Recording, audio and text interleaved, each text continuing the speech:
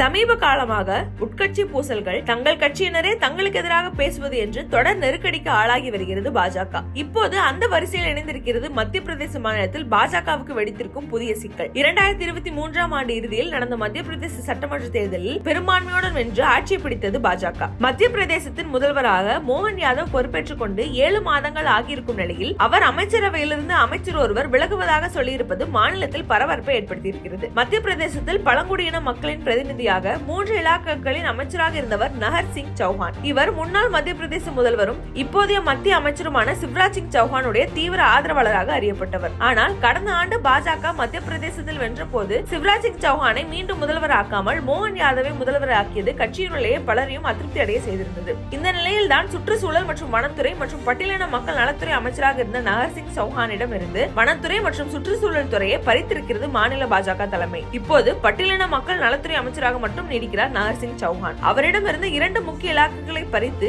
இப்போது ராம் நிவாஸ் ராவத் என்பவரிடம் ஒப்படைத்திருக்கிறது கட்சி தலைமை. இவர் கடந்த ஏப்ரல் மாதம் 30ஆம் தேதி தான் காங்கிரசில் இருந்து விலகி பாஜகவில் இணைந்தார். 6 முறை எம்எல்ஏ, ஓபிசி சமூகத்தின் முக்கிய முகம், காங்கிரசின் முன்னாள் மாநில தலைவர் என்று தனக்கென ஒரு தனி செல்வாக்குடன் பாஜகவுக்கு மாறியதால் பாஜகவிலும் அவருக்கு முக்கியத்துவம் அதிகரித்திருக்கிறது. ஆனால் தன்னிடமிருந்து அதிகாரத்தை பறித்து கட்சி தாவி 6 மாதம் கூட ஆகாத ஒரு முன்னாள் காங்கிரஸ்காரருக்கு கொடுத்திருப்பது தனக்கு இழைக்கப்பட்டிருக்கும் அநீதி என்று பொங்கி எழுந்திருக்கிறார் நஹர் சிங் சௌஹான். மத்திய பிரதேசத்தில் இருக்கும் அலிராஜ்பூர் சட்டமன்ற தொகுதியில் 4 முறை வென்றிருந்தவருக்கு இந்த முறைதான் முதலாக அமைச்சர் பதவி வழங்கப்பட்டிருக்கிறது. தன்னுடைய அதிருப்தியை வெளிப்படுத்தும் வகையில் பாஜகவிற்காக அயராது உழைக்கும் ஒரு அடிப்படை தொண்டனை அவமதித்திருக்கிறது இந்த அரசு என்றும் குற்றச்சாட்டிருக்கிறார். 25 ஆண்டுகளாக கட்சிக்கு உழைக்கும் என்னை இப்போது வந்தவருக்காக கட்சியை தூக்கி அடித்திருக்கிறது என்றும் நொந்து கொண்டிருக்கிறார். இதனால் தன்னுடைய அமைச்சர் பதவியையும் ராஜினாமா செய்ய அவர் முன் வந்திருக்கிறார். அதே நேரம் இவரது மனைவி அனிதா நஹர் சிங் நடந்து முடிந்த மக்களவைத் தேர்தலில் மத்திய பிரதேசத்துக்குட்பட்ட ரத்லம் தொகுதியில் போட்டியிட்டு வெற்றி பெற்றிருந்தார். ஆனால் கணவரின் இலாக்காக்கள் பறிக்கப்பட்ட அதிருப்தியில் அவரும் பதவியை ராஜினாமா செய்ய இருப்பதாக வெளியாகி இருக்கும் தகவல் அதிர்ச்சியை ஏற்படுத்தியிருக்கிறது. இதே போல்தான் கர்நாடகாவில் 7 முறை வென்று எம்பியாக இருக்கும் ரமேஷ் ஜிகஜினாகி இம்முறை தனக்கு அமைச்சர் பதவி கிடைக்கும் என எதிர்பார்த்ததாகவும் ஆனால் தலைமை தன்னை நிராகரித்ததாகவும் வருத்தம் தெரிவித்திருந்தார். உயர்சாதி எம்பிகளுக்கு கேபினெட் பதவி கொடுத்திருக்கிறார்கள், ஆனால் நான் தலித் என்பதால் பாஜக என்னை புறக்கணித்திருக்கிறது என்றும் சொல்லியிருந்தார். இப்படி சொந்த கட்சியினரை எதிராக திரும்பி வருவதால் பாஜக எப்படி சமாளிக்க போகிறது என்ற எதிர்பார்ப்பு எழுந்திருக்கிறது.